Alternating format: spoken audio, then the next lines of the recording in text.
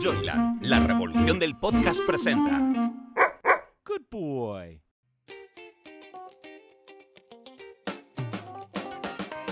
Después de trabajar muchos años en el mundo editorial, Carmen Fernández de Blas nos revela en su podcast ¿Quiero un libro tuyo? Anécdotas, secretos, historias curiosas o divertidas que se esconden tras la publicación de un libro.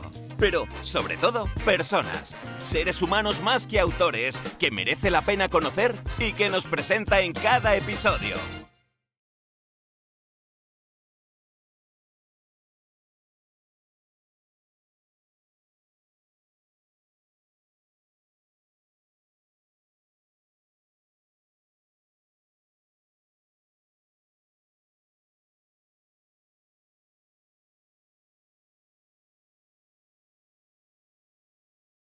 Hola, soy Carmen Fernández de Blas y esto es Quiero un libro tuyo. Hoy traemos a este podcast un tema que va a apasionar a todo el mundo, porque todos vamos a llegar a ser mayores y porque todos queremos vivir mejor y porque todos queremos tener una mejor calidad de vida. Dicen las estadísticas que en España vivimos pues una media aproximada, no sé si es muy actualizado, pero en torno a 85-86 años las mujeres y un poquito menos los hombres, quizá 80 o una cosa así. Pero claro, la clave no es llegar a viejos, sino cómo llegar a viejos. Y de ese apasionante tema vamos a tratar hoy con uno de los mayores y mejores expertos en medicina antienvejecimiento, que es el doctor Ángel Durantez. Hola Ángel, ¿cómo estás? Y gracias por compartir tu sabiduría hoy con nosotros. Pues gracias a ti por invitarme a tu podcast y creo que sí, que efectivamente este es un tema apasionante que está despertando el interés de mucha gente últimamente. Bueno, yo no voy a relatar el currículum del doctor Durantez porque el podcast se nos acaba. O sea, tiene podéis consultar el que quiera saber más de él en internet, pero es uno de los mayores expertos, como digo, en esta medicina que es relativamente nueva. Quiero que ahora nos lo explique. Él también ha salido en la lista Forbes de los mejores médicos del mundo y de España en este tema y bueno, es algo que hasta hace poco no habíamos oído hablar de ello, ¿no, Ángel? ¿Desde cuándo se ha implantado más este tipo de medicina que nos ayuda a envejecer mejor? Pues el interés de esta medicina es de finales del siglo pasado, concretamente de la última década. El concepto de medicina anti-aging o anti-envejecimiento surge ahí a finales de los 80, a principios de los 90, con un abordaje más cosmético, más de camuflaje, de aparentar ser jóvenes, pero no de serlo realmente.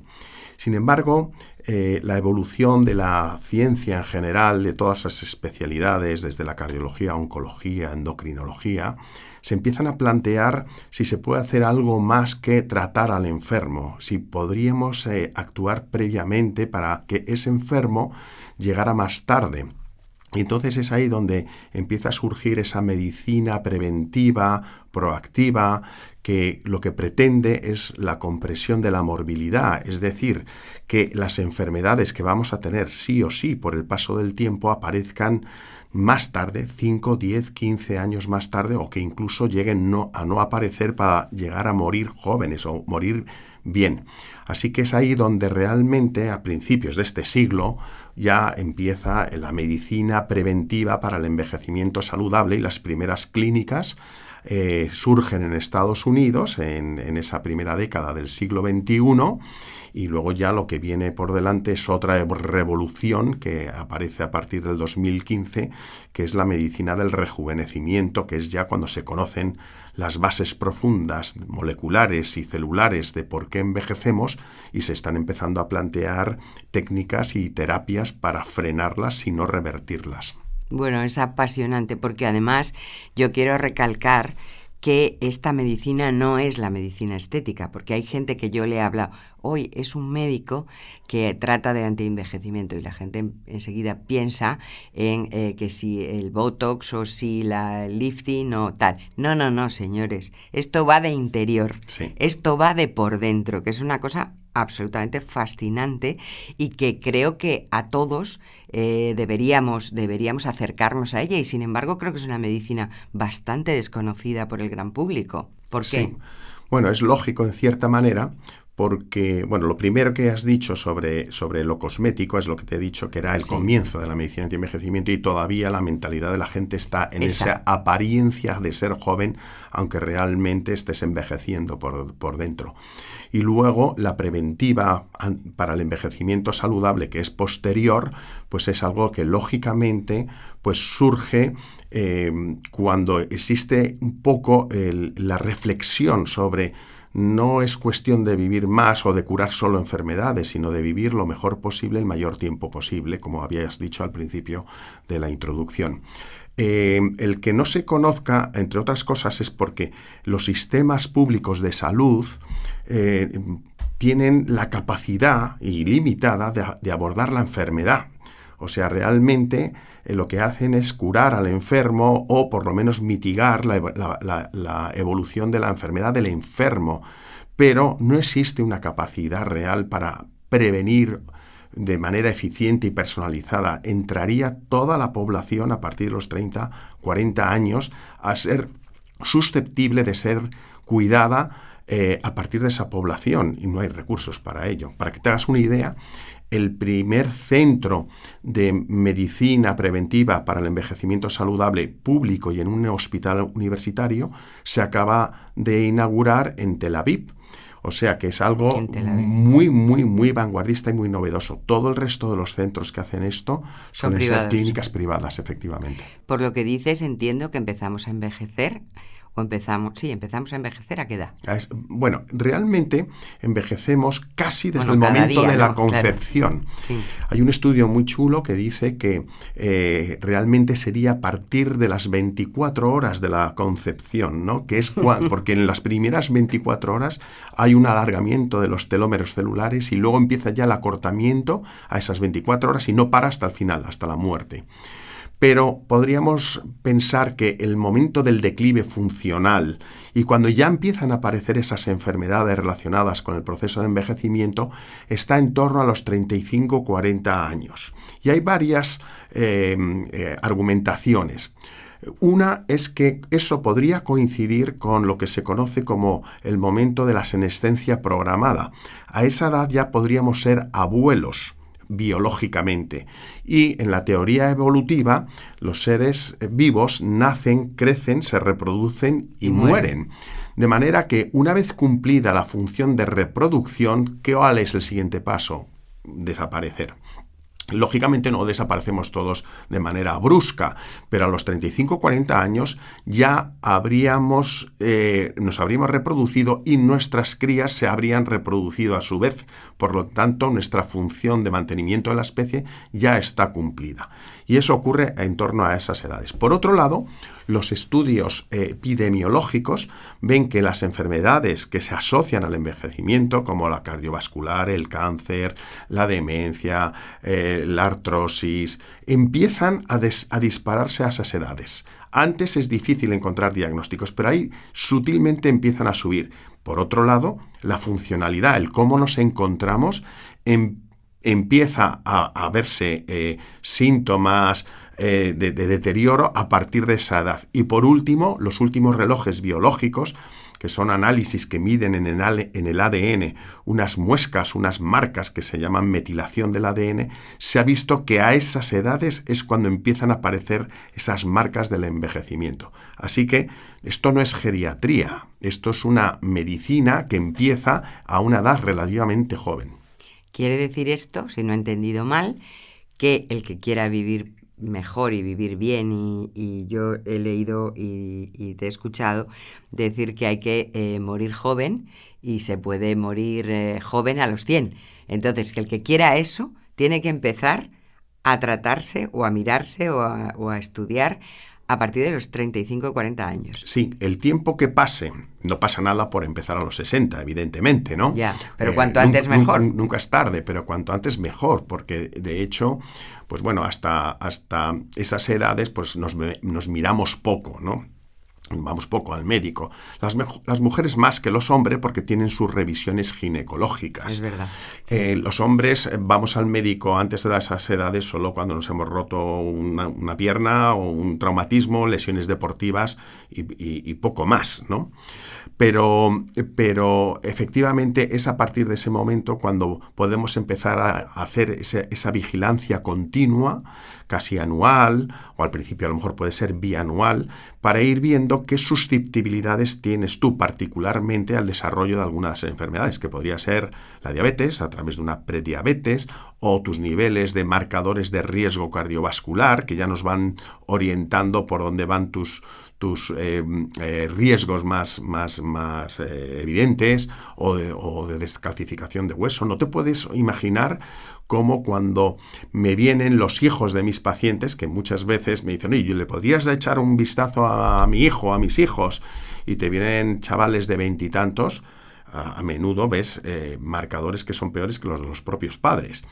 ¿Por qué? Bueno, primero porque sus estilos de vida no son los correctos y segundo porque ya empiezas a ver en ese conjunto de lo genético y del estilo de vida por dónde van a ir los tiros en un joven de 25, por ejemplo. Interesantísimo, porque también he leído que tú dices que la genética tiene aproximadamente un 30% de responsabilidad en nuestra vida, pero que el otro 70% es nuestro. Sí. Vamos, que hay que cuidarse. Sí, esos porcentajes es curioso porque varían un poco según quien los diga. 30, claro. 20, 25. Es algo que llevamos arrastrando y que siempre lo comentamos. No sabemos la fuente originaria de esos porcentajes, pero sí, parece ser que la genética no pesa tanto, pesa más el ambioma, pesa más lo que es la interacción tuya con el medio ambiente. Y esa interacción es bidireccional. Esto quiere decir que tiene que ver en cómo trates tú a tu vida o cómo la vida te trate a ti. El cómo trates tú a tu vida es los estilos de vida. Si fumas, si bebes en exceso, si eres sedentario, en fin. Incluso tiene que ver con cómo te tomas la vida, ¿no? La actitud, ¿no? y el estrés o el carácter ansioso. Por otro lado está cómo te trate la vida a ti, porque evidentemente si naces y vives en un territorio deprimido o en guerra o donde hay hambruna, pues eso no depende de tus estilos de vida y va a acelerar tu envejecimiento. Pero la genética no pesa tanto. Al final es la epigenética la que tiene que ver más con lo que va a pasar con nuestra salud. Eso sí, aquellos que llegan a los 90, sobrepasan los 100 e incluso esos pocos que llegan a ser supracentenarios de más de 110 años, esos sí tienen genes. Y muchas veces vemos que esos nonagenarios, centenarios, no han tenido muy buenos estilos de vida. Y dices, ¿cómo es posible que haya algunos? Esos tienen genética. Sí, te iba a preguntar porque efectivamente todos conocemos casos de gente que tampoco ha tenido una vida súper deportiva, fumado, por ejemplo. Ahora el tabaco es algo que está muy mal visto, pero hace no tantos años todo el mundo fumaba y era algo absolutamente integrado en la sociedad, y gente que ha fumado y que, bueno, pues que ha llevado una vida incluso pues que no hacía tanto deporte como ahora, etcétera, y que ha vivido muchos años. Y sin embargo, al revés, también conocemos casos de gente que se cuida muchísimo y que de repente pues tiene un cáncer o tiene un infarto y dices, ¿y cómo es posible? Si yo he hecho todo lo posible por cuidarme y porque esto no pase. Claro, también el destino entiendo que juega su... Claro, realmente esos son casos excepcionales. Esto lo hablaba con un amigo este fin de semana en una fiesta de cumpleaños y él decía que no, que era todo aleatorio. Yo le decía que no era tan aleatorio, que efectivamente los estilos de vida influyen. Y que el que haya gente con muy malos estilos de vida y que lleguen a los 90 y tantos, pues son los menos, hay que reconocerlo. Y que la mayoría de la gente con malos estilos de vida viven menos y peor. Eso está más que demostrado. Y por otro lado, efectivamente, hay casos en los que una persona con unos estilos de vida magníficos pues muere joven de un cáncer porque la mutación de unas células tiene una gran aleatoriedad, es decir, que puede ocurrir en cualquier momento.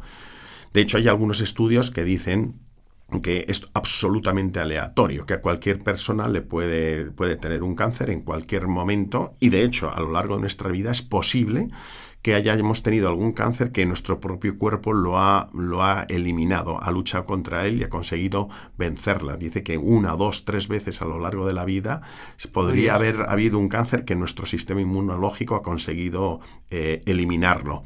Y precisamente eso es lo que hace que cuando nuestro sistema inmunológico está deprimido, ahí hay mayor probabilidad de que esa mutación aleatoria nos dé. Pero existen factores de riesgo oncológicos, lógicamente. Entonces, si fumas, las probabilidades son superiores.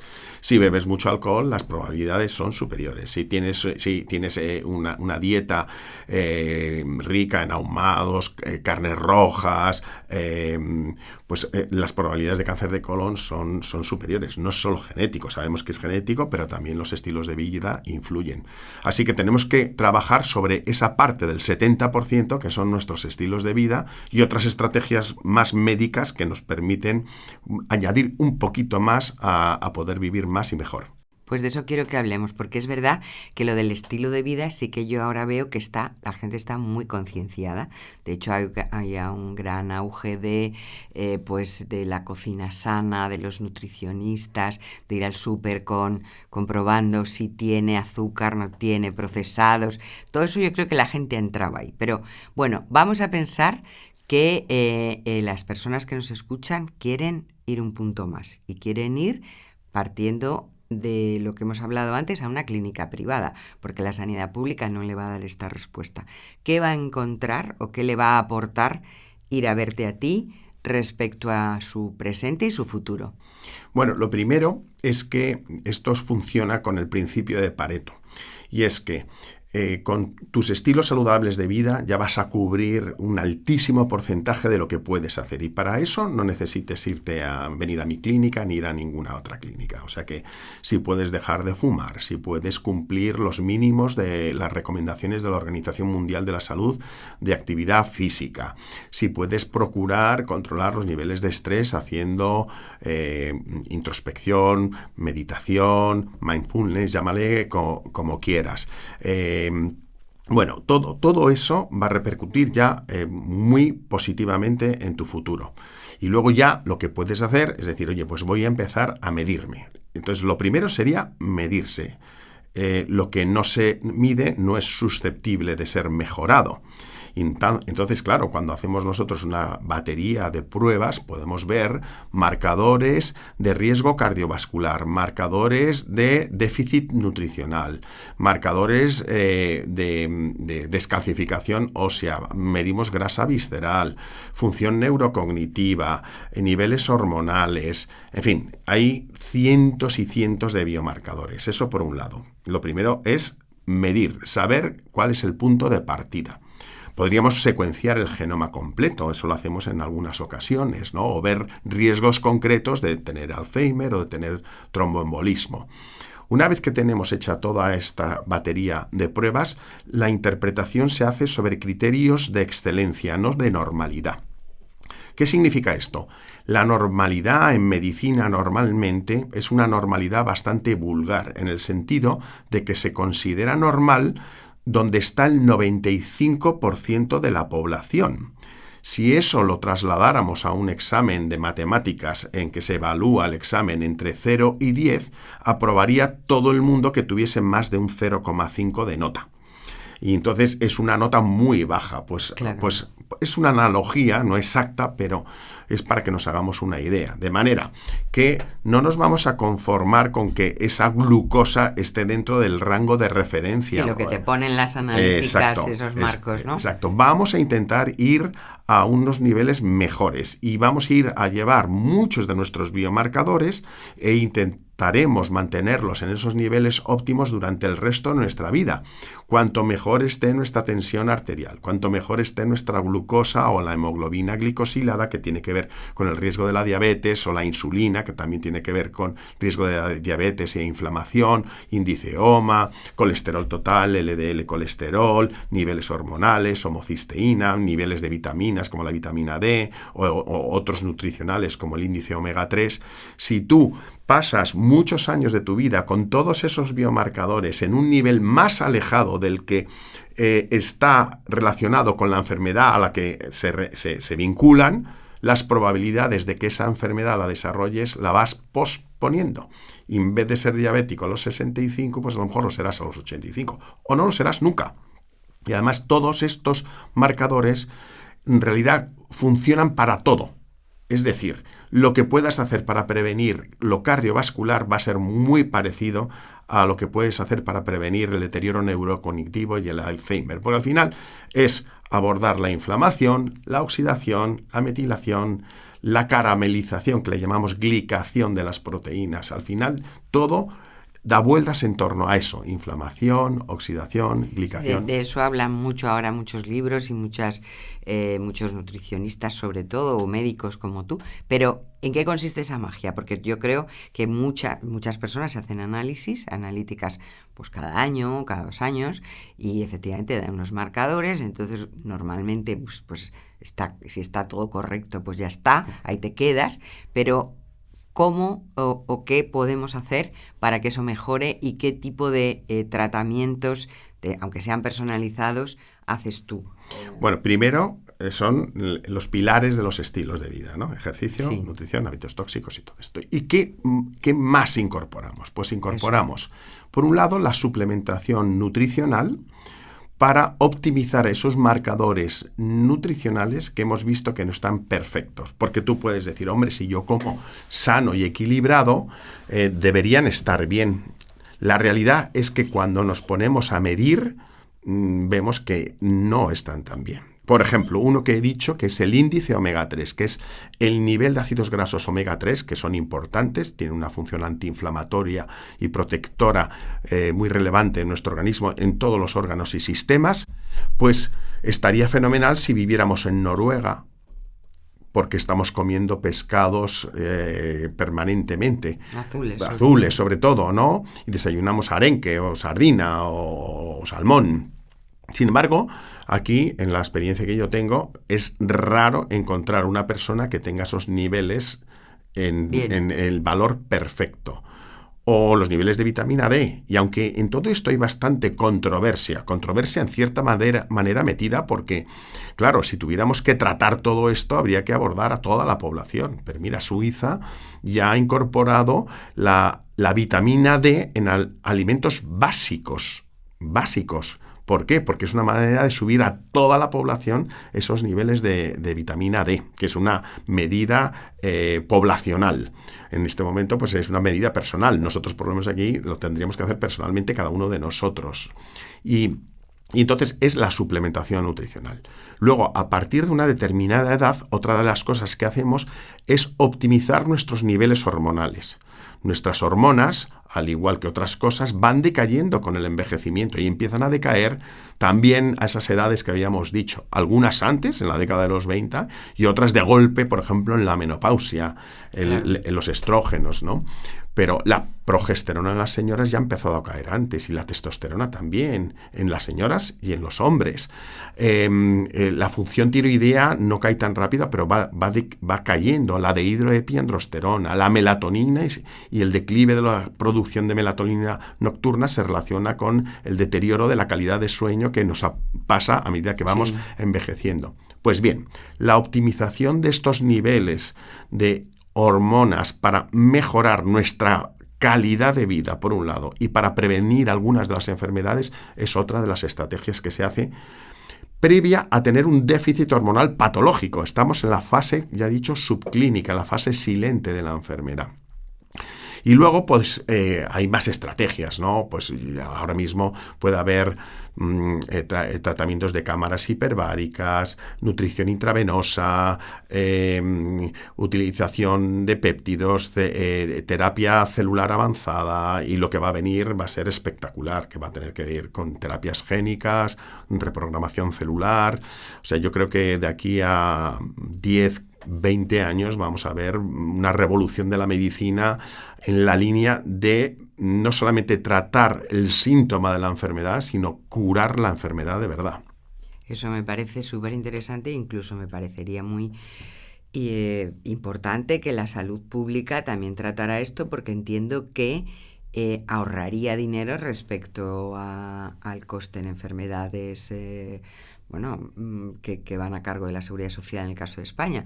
Pero mientras esto llega, que de momento no está, es muy caro ser joven a los 100. Bueno, meternos a hacer análisis de este estilo, no voy a negarlo, no es barato, porque además es difícil que te lo cubra un seguro un seguro médico, ¿no? Ten en cuenta que los seguros médicos en realidad son seguros de enfermedad, no son seguros de salud, o sea, te cubren cuando estás enfermo. Entonces no te van a hacer analíticas cuando supuestamente estás sano. De hecho, pues muchos colegas en el mundo en el que nos movemos, pues hablan no estamos hablando de instituciones de salud, estamos hablando de instituciones de enfermedad. La salud sería efectivamente empezar a abordar al supuestamente sano para que siga estando sano. Y luego, claro, se puede hacer en muchos niveles, ¿no? Tú puedes hacer unas mediciones más limitadas y hacer abordajes de lo más representativo e importante, que yo lo hago con mis pacientes, y luego hay otras personas que hacen un abordaje muy profundo de muchos temas. Por eso, yo en concreto en mi consulta aprendí que no podía hacer un chequeo igual para todo el mundo. Entonces empezamos siempre con una entrevista. Nos reunimos durante 1 hora para decidir qué es lo que podemos hacer y qué es lo que queremos hacer, de manera que nos adaptamos a las posibilidades de esa persona y a sus características. No es lo mismo una mujer de 65 años que un hombre de 40. Y no es lo mismo que ya tenga alguna enfermedad que no la tenga y que tenga antecedentes familiares de algo o no, o que fume o no fume. Así que empezamos a pensar qué es lo que vamos a hacer, por dónde vamos a empezar, y ahí arrancamos y abordaremos lo que podamos. Y luego no es necesario hacérselo todo en el primer ataque, en la primera visita. A lo mejor podemos decir, pues mira, este año vamos a empezar haciendo una analítica completa, vamos a hacer una buena historia clínica, una exploración física, vamos a medir unas pruebas de condición física, de funcionales, o vamos a medir pruebas que son relativamente sencillas y baratas, de rigidez arterial, y luego ya con el paso del tiempo iremos profundizando, nos meteremos a hacer una ecografía vascular para ver si hay placas en tus arterias, o haremos una medición de calcio en las coronarias, en fin, ya podemos ir avanzando con el tiempo. Ten en cuenta que no es necesario hacerlo todo en el primer ataque.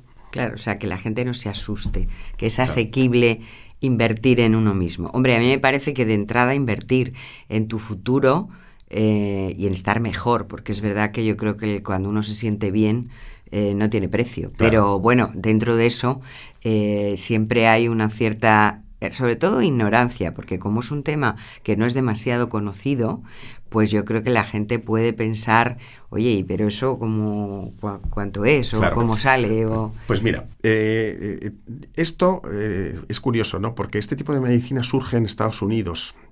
¿Por qué en Estados Unidos? Bueno, lo primero porque es una sociedad muy vital, muy dinámica, que prueba todo. Lo que funciona sigue y lo que no funciona lo quita de en medio. La sanidad pública norteamericana no es buena. Eso es incomparable con la europea en general. Y entonces allí, si quieres realmente cuidarte, es que la gente tiene que pensar por sí mismos. No se lo va a dar el Estado. Ya. Y es por eso por lo que surge allí este tipo de medicina. Antes de pagar una pasta en el hospital voy a intentar estar bien. Efectivamente. Claro. Entonces es ahí donde surge. Pero claro, tiene todo el sentido para que este modelo se exporte al resto del mundo. ¿Por qué no? En todo claro, el mundo. Y luego ya veremos cómo se, entre comillas, democratiza, ¿no? Que es la tendencia y lo que se está intentando hacer. Ahora, como es muy novedosa, pues está en la pirámide de la montaña. Está permeando por la gente que tiene la posibilidad de hacerlo. Pero irá cayendo, como hemos visto con ese servicio que te he dicho de un hospital público universitario en Israel, donde lo van a meter van a hacer una prueba con 2.000 pacientes de distintas edades que no van a pagar nada, absolutamente nada. Y allí es donde intentan comprobar que los que están sometidos a estos protocolos van a ahorrar al sistema público de salud, van a estar mejor y van a ser más productivos. La hipótesis es muy buena y parece que los tiros van a ir por ahí. Tardaremos un poco en que esto ocurra. Por otro lado, en los países europeos no estamos acostumbrados a pagar la sanidad. Especialmente en España, por si tú vas a Francia, el sistema suyo, tú pagas y luego la Seguridad Social te devuelve el dinero en muchos médicos, ¿no? Entonces ya sabes lo que ha costado tu servicio, aunque te lo devuelven. Aquí no sabemos lo que cuesta. Tú vas al médico, no tienes ni idea de lo que ha costado, las pruebas que te han hecho, las horas del médico, y no lo sabemos. Entonces no estamos acostumbrados a pagar sanidad. Y por último, pues yo te diría que esto no es más caro que salir a cenar 3 veces a lo largo del mes o fumarte 2 paquetes de tabaco.